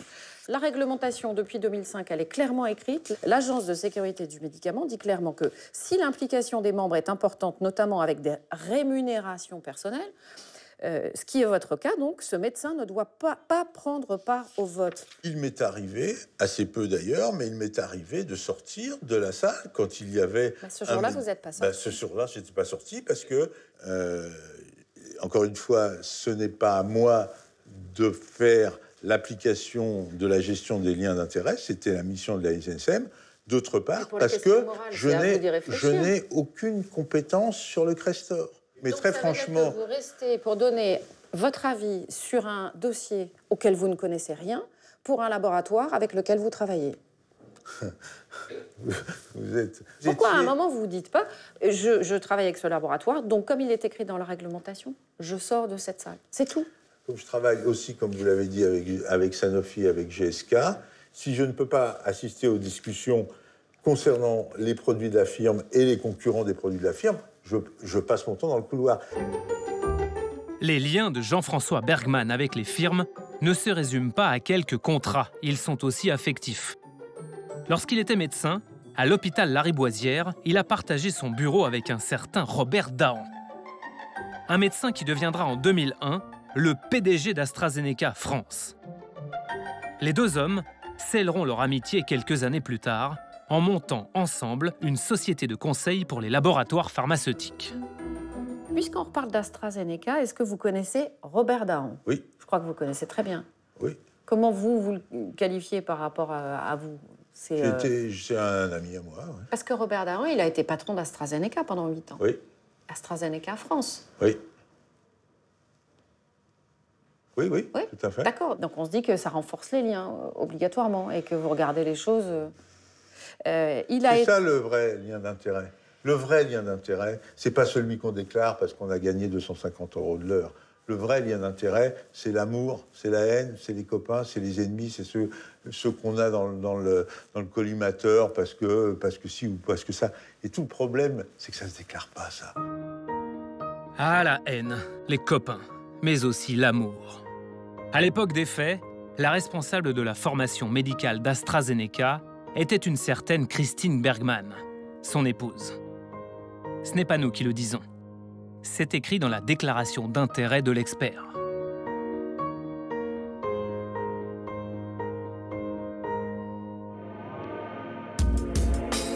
Sans tous ses amis, la firme aurait-elle obtenu aussi facilement l'autorisation de prescrire le Crestor en traitement préventif? Un marché de plus de 1 milliard d'euros. Une fois l'autorisation en poche, il ne reste plus qu'une dernière étape au laboratoire pour réaliser son coup de maître. Inciter les médecins à prescrire ce nouveau traitement massivement. Pour faire du Crestor un blockbuster, il faut se mettre certains médecins dans la poche. Pas n'importe lesquels, les plus influents. On appelle ça les leaders d'opinion. Des médecins renommés dont la voix porte auprès de leurs confrères. Les firmes sont donc très généreuses envers eux. En 2 ans, comme le montre le rapport du collectif Regard Citoyen, elles leur ont même offert pour 244 millions d'euros de cadeaux. AstraZeneca est parmi les plus généreux donateurs. Dans le domaine des statines, l'un des leaders d'opinion préférés des labos, c'est Nicolas Danchin. Son visage ne vous est peut-être pas inconnu. C'est un habitué des médias. Depuis 10 ans, à la télé... On sait que les médicaments dont on dispose à l'heure actuelle diminuent de manière tout à fait considérable le risque de faire un accident, de l'ordre de 25-30% pour les médicaments qui font baisser le cholestérol. À la radio... Les médicaments pour faire baisser le cholestérol ont fait une démonstration absolument éclatante de leur efficacité. Dans la presse spécialisée, il fait la promotion des statines, y compris en traitement préventif. Les statines sont efficaces en prévention primaire, quel que soit le niveau de risque. L'an dernier, ce cardiologue a gagné près de 35 000 € net grâce au laboratoire, dont une bonne partie vient d'AstraZeneca. N'a-t-il pas l'impression d'avoir été utilisé par la firme pour booster les ventes de Crestor en France? Pour lui poser la question, nous partons à sa rencontre lors des Journées européennes de cardiologie. Le genre d'événement où l'on ne se sent clairement pas au niveau. L'utilisation, bien sûr, des stratégies de reperfusion optimales, c'est par défaut, j'allais dire, l'angioplastie primaire, qui reste bien sûr la stratégie la plus recommandée. Merci, monsieur Danchin. Nous, on vous attend à la récré. AstraZeneca, une question qui me semble importante. Est-ce que vous avez le sentiment, par exemple, d'avoir été totalement indépendant en ce qui concerne le dossier des statines? Ah oui. Oui, tout à fait. Totalement indépendant. Totalement. Oui. Bien que travaillant pour AstraZeneca, qui notamment a développé le Crestor. Pas seulement AstraZeneca, j'ai travaillé pour tous les labos qui font des statines. D'accord. Donc vous avez travaillé pour tous les labos qui ont fabriqué des statines et vous vous sentez totalement indépendant par rapport à ça. On est d'accord, vous les défendez depuis une dizaine d'années, ces statines, sur les plateaux de télévision, dans toutes les publications que vous faites, pour lutter contre les maladies cardiovasculaires. Est-ce que vous n'avez pas de doute sur le nombre de gens à qui on les a prescrits? Je crois qu'il y a 6,5 millions de personnes qui en prennent aujourd'hui en France. On est d'accord là-dessus, sur ce chiffre. Le doute que j'ai, et je vous le dis très sincèrement, c'est de se demander si... on y va. On va continuer de salle en salle. Il ne faudrait pas que tout le monde en prenne à un moment donné. Tout le monde, tout le monde bon. Quasiment tout le monde. Tout le monde, tellement c'est bon? Oui. C'est-à-dire, vous vous demandez si tout le monde ne devrait pas prendre des statines? Oui. Tout le monde, tout le monde, tout le monde? Oui, parce qu'on est quasi sûr que ce serait bénéfique. C'est-à-dire? Eh ben, vous voulez mettre toute la population française sous statine? Oui. Vous en prenez, vous, par exemple, des statines? Non, j'en prends pas, mais après, énormément d'hésitation. Je me suis fait faire des examens pour ça, pour savoir si ça me paraissait bon d'en prendre ou pas. D'accord. Comme représentant commercial, on ne peut pas rêver mieux. Ah, enfin une pause entre deux conférences.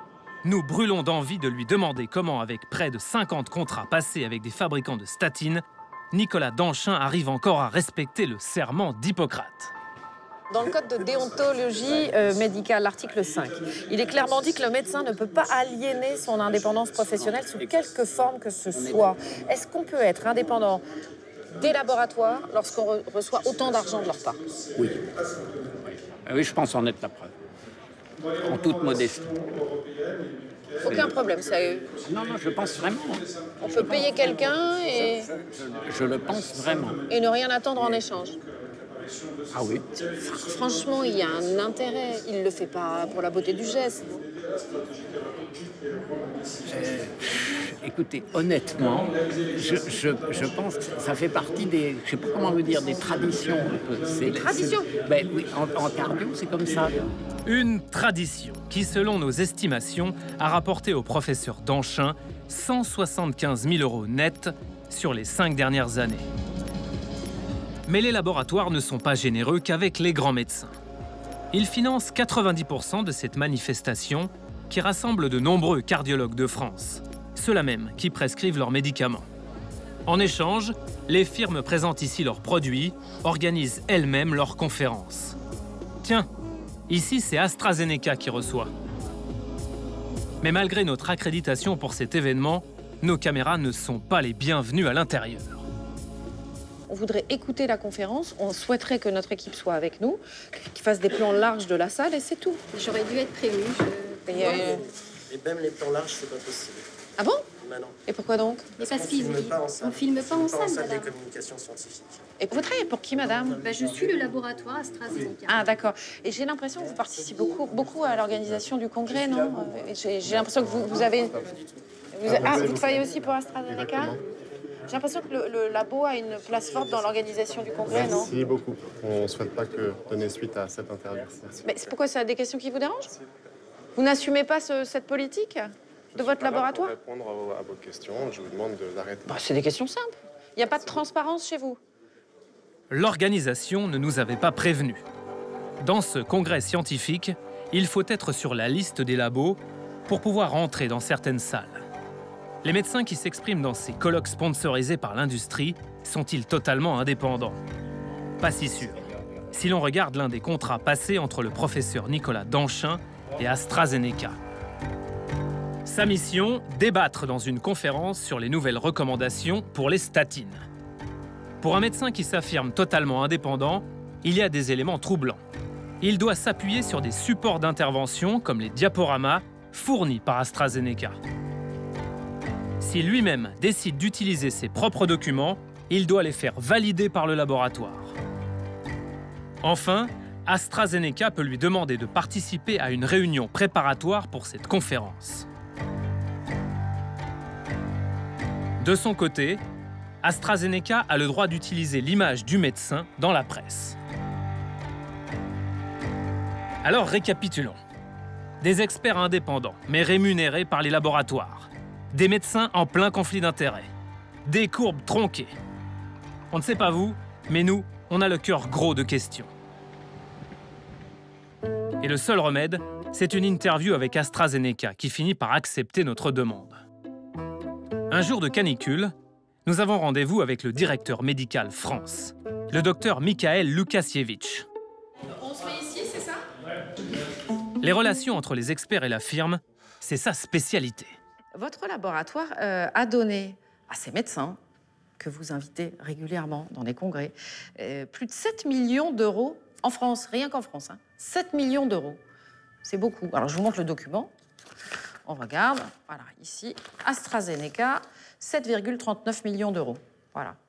Vous voyez qu'on n'est pas le laboratoire qui est en tête de liste. Mais ce que je veux dire, vous êtes parmi les premiers. Ça vous suffit de ne pas être en tête de liste? Non, mais je voudrais vraiment revenir sur les relations qu'on a, les relations de travail qu'on a avec les médecins. C'est des relations scientifiques. Elles sont scientifiques. Financières aussi, à 7,39 millions d'euros. On leur demande un travail. Oui. Ce travail, il est rémunéré. Est-ce que vous avez l'impression que ces médecins sont libres de dire exactement ce qu'ils veulent? Ils sont libres, il y a une liberté d'expression en France. Alors, nous, on a un contrat type, contrat d'intervenant chez vous. Ça ressemble à ça, d'accord? Il y a plusieurs choses qui ont attiré notre œil. Là, c'est écrit « Utiliser les supports d'intervention fournis par AstraZeneca ou réaliser un diaporama de son ou de ses interventions sur support PowerPoint et les soumettre à AstraZeneca pour relecture et validation au plus tard 10 jours avant la date de la manifestation. » Bien sûr. Donc, ça veut dire que tout, absolument tout est contrôlé par AstraZeneca. Non. Quand on est... Mais c'est la loi. C'est la loi. La loi, elle ne vous oblige pas à utiliser les supports d'intervention fournis par AstraZeneca ou réaliser un diaporama de son ou de ses interventions sur son support et les soumettre à AstraZeneca pour relecture et validation. La loi, elle ne vous oblige pas à ça. Elle ne vous oblige pas à tout contrôler. Bien sûr. Tout ce qui est... Mais non. Mais bien sûr, tout ce qui est dans un colloque scientifique qui est sponsorisé par un laboratoire doit obéir à certaines règles. La loi, elle ne vous impose pas de leur donner clé en main des diaporamas. Ça, c'est pas écrit dans la loi. C'est pas vrai, c'est pas écrit dans la loi. C'est donc notre responsabilité légale, et c'est la loi française qui nous impose ces systèmes de contrôle. Cette loi, que le labo tient tant à respecter, est un texte qui régit la publicité des médicaments à destination des professionnels de santé. Au moins, c'est clair. Quand un médecin sous contrat avec AstraZeneca intervient dans un colloque sponsorisé, c'est de la pub. Allez, on y retourne. On a encore plein d'autres questions à propos de l'étude Jupiter. On a continué notre enquête et puis alors en haut, on a découvert que sur les 11 scientifiques chargés de piloter cet essai clinique, donc là, pour le coup, on est dans les experts, là. Voilà. Alors sur ces 11 scientifiques chargés de piloter ces essais cliniques, 9 avaient déjà travaillé pour votre laboratoire. C'est écrit là. Et d'autres laboratoires. Oui, oui, d'accord, mais en l'occurrence, là, c'est un essai pour AstraZeneca, l'étude Jupiter. Et d'autres laboratoires. Oui. Alors, mais attendez, c'est l'étude Jupiter, elle est faite sur l'efficacité, oui ou non, du Crestor, qui est un médicament de AstraZeneca. Et il se trouve qu'ils ont travaillé pour AstraZeneca. Vous voulez savoir pourquoi on travaille avec ces gens? Je vais vous le dire. Oui. Donc un médicament, c'est un peu comme une Formule 1. Si elle n'est pas pilotée, elle fonce dans le mur, ça fait des dégâts. D'accord? Il y a beaucoup de médecins qui ont le permis de conduire. Ceux qui sont capables de conduire une Formule 1, il n'y en a pas beaucoup. Excusez-moi, ça ne me rassure pas. Mais... Vous faites une métaphore automobile, certes. Peut-être vous n'allez pas dans le mur, mais peut-être que les voitures, elles prennent vos chemins à vous et pas d'autres. Moi, je me permets de vous poser ces questions parce qu'il y a quand même des éléments troublants, notamment en ce qui concerne la présentation des résultats de cette fameuse étude Jupiter. En 2008, il y a une première version de la courbe de mortalité qui est présentée. Vous êtes d'accord avec moi? Elle n'est pas très concluante a priori. Alors, en 2009, il y a une deuxième version qui est publiée et elle est très différente. Très simple pour nos téléspectateurs. Voilà. Alors ça, c'est 2009. D'accord? Vous êtes d'accord avec moi? Ça, c'est 2008. Ouais. C'est quand même très troublant parce que, regardez, donc ça monte et vous voyez ce petit palier qui est ici. D'accord? On est d'accord, il est là. Et alors là, ce petit palier, regardez, tac, on le retrouve ici. Et paf, ça s'arrête net. Donc on voit bien que ça s'arrête exactement. Regardez, si je trace un trait, puisque vous voulez qu'on soit précis, un trait là, et voilà, on regarde. J'ai tracé, ça s'arrête à 4, j'ai tracé un trait à 4. Et regardez, tac, tac, tac, tac, tac, tac, tac, tac. C'est la même étude, simplement elle n'a pas été coupée au même endroit. Ouais. Et pourquoi? On a 4 ans. J'ai pas, je reviendrai vers vous avec des éléments.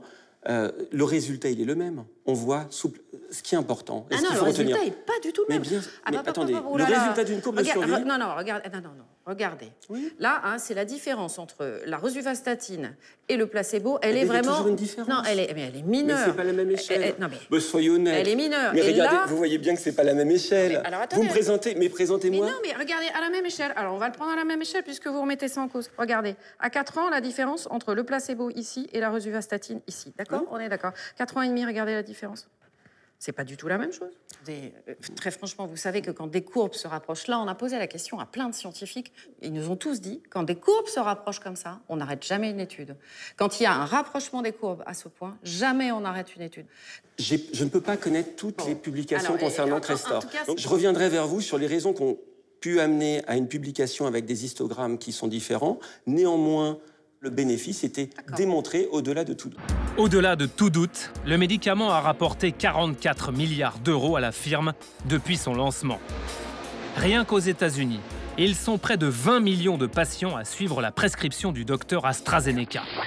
Mais là-bas, aujourd'hui, certains le regrettent amèrement. NBC News World Headquarters in New York. Tonight, one of America's most popular drugs may cause another serious one. Why this pill could do far more harm than good. A 50% greater chance of developing diabetes. The FDA has been petitioned to issue an alert. À la télévision, des messages d'alerte sont diffusés régulièrement sur les plus grandes chaînes du pays. Crestor, a cholesterol-lowering drug, may cause cardiomyopathy or heart muscle disease. Ils mettent en garde les patients contre de graves effets secondaires provoqués par ces fameux traitements anti-cholestérol. La FDA a décidé de mettre ces médicaments sous surveillance. Aujourd'hui, de nombreux Américains se demandent si les statines ne seraient pas à l'origine de tous leurs problèmes. À une centaine de kilomètres de Los Angeles, nous rencontrons l'un d'entre eux.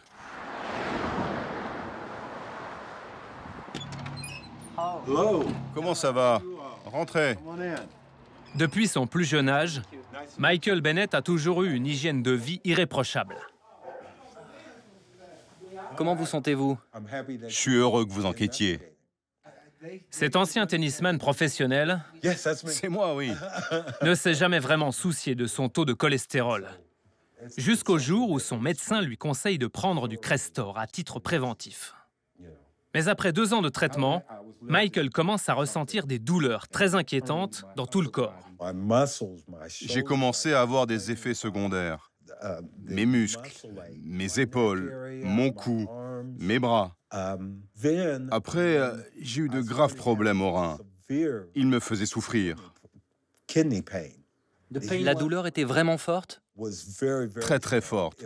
C'était comme une sorte de contraction dans mes reins.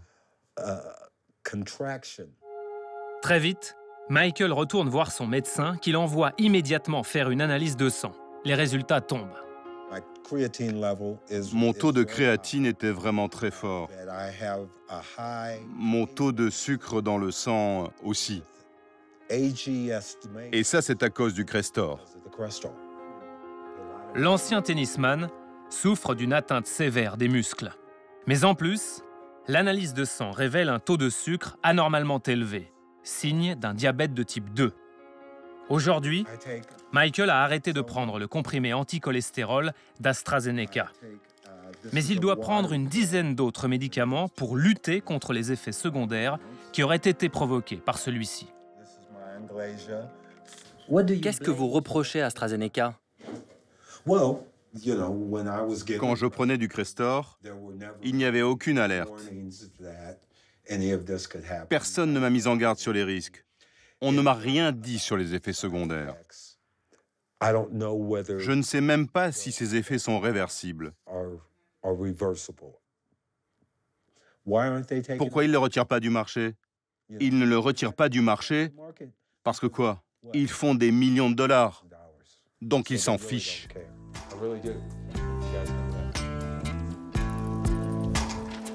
Pour obtenir réparation de son préjudice, Michael a décidé de porter plainte contre le laboratoire. Et il n'est pas le seul. Depuis quelque temps, les dossiers de victimes présumées du Crestor s'accumulent dans les cabinets d'avocats américains. Comme à Los Angeles, chez KBSS. Sean Corami et Lowell Finson sont des spécialistes en matière d'action contre les firmes pharmaceutiques. Ils ont déjà obtenu plus de 200 millions d'euros de dommages et intérêts face aux plus grands laboratoires. Ça, c'est tous les plaignants? Ça, c'est 90% des plaignants dans l'affaire du Crestor, en Californie. Sur ce listing, 1 millier de noms de victimes présumées du fameux traitement anti-cholestérol d'AstraZeneca. C'est énorme. C'est énorme. C'est un mauvais médicament, il y a beaucoup de victimes. Ça concerne des millions de prescriptions. Et nous n'avons qu'une toute petite fraction des victimes. Parce que toutes ne sont pas au courant qu'il y a un procès. Les victimes ne font pas forcément le lien avec le médicament. Ce n'est même pas la partie émergée de l'iceberg. Selon ses avocats, il y aurait aujourd'hui des centaines de milliers de patients à travers le monde atteints sans le savoir d'un diabète de type 2 provoqué par le Crestor. Des effets secondaires que la firme, selon eux, aurait tenté de dissimuler avant la mise sur le marché de son blockbuster. Ils savaient. Les gens du marketing savaient. Et ils se sont préparés pour ça. Le moment où ils ont vu que les plaintes commençaient, ils ont immédiatement mis de côté de l'argent. Cet argent est destiné à payer les victimes pour éviter un procès. Mais je peux vous dire que le montant de cette somme est très inférieur au profit qu'ils ont réalisé. Pour prouver ce qu'ils avancent, Lowell et Sean ont cherché à obtenir des documents concernant les essais cliniques menés par le laboratoire. Et après des mois de tractation, la justice américaine leur a donné gain de cause. Il y a quelques mois, AstraZeneca a été contrainte d'envoyer cette petite boîte, un disque dur. Depuis, la firme en a transmis 5 autres. À l'intérieur, des données ultra confidentielles sur le Crestor, accessibles uniquement avec un code secret. Vous pouvez me donner le mot de passe? Non, c'est confidentiel. Je n'ai pas le droit et il faudrait me tuer pour l'avoir. Mais vous ne l'aurez pas. Aujourd'hui, le disque dur est entre les mains d'une société spécialisée dans l'analyse des données. Ces 2 avocats espèrent qu'il leur permettra de faire condamner AstraZeneca. La firme, elle, préfère garder le silence sur ses procédures. Après 1 an d'enquête, nous prenons des nouvelles de ceux qui payent le prix fort du trou de la sécurité sociale. À Martigues, écœurée, l'infirmière dénonçant les dérives de son service de réanimation a changé de travail. Dans les Vosges, l'hôpital qui avait opéré Dominique Guéry lui a proposé une indemnisation, un peu moins de 700 €. Au fait, il y a une bonne nouvelle pour l'assurance maladie. Le filon du Crestor risque bien de se tarir. L'année prochaine, le blockbuster d'AstraZeneca pourra être vendu sous forme de générique. Mais ne vous inquiétez pas pour la firme, elle avait déjà prévu le coup. Désormais, elle investit dans un marché gigantesque, celui des traitements contre le diabète de type 2, le même diabète provoqué par le Crestor. Ah oui, au fait, on avait oublié de vous donner la dernière prescription. Savoir rebondir.